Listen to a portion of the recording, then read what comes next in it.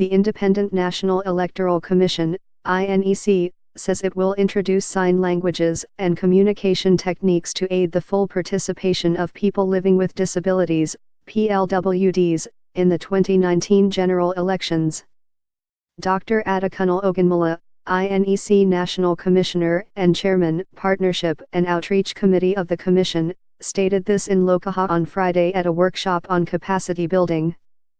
The workshop is on communication skills for desk officers in charge of people living with disabilities. Ogunmola said that introduction of sign language was part of moves to ensure inclusiveness in electoral processes.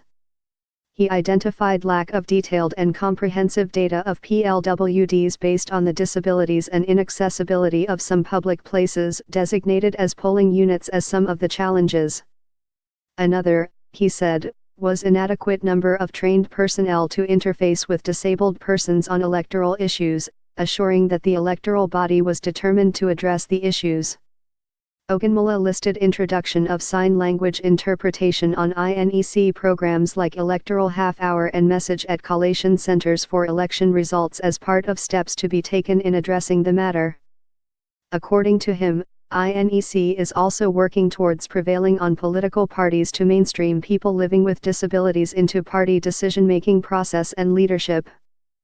In addition, he said that the organization would embark on recruitment of PLWDs into the INEC and come up with policy framework on electoral plans for them and other special group of stakeholders. The Commissioner expressed determination of INEC to deepen the participation of the persons in the electoral processes, urging participants to come up with suggestions to aid this. As a responsive institution, INEC appreciates the importance of inclusive electoral process, thus, its commitment to open up the electoral space for citizens, including people living with disabilities, he said.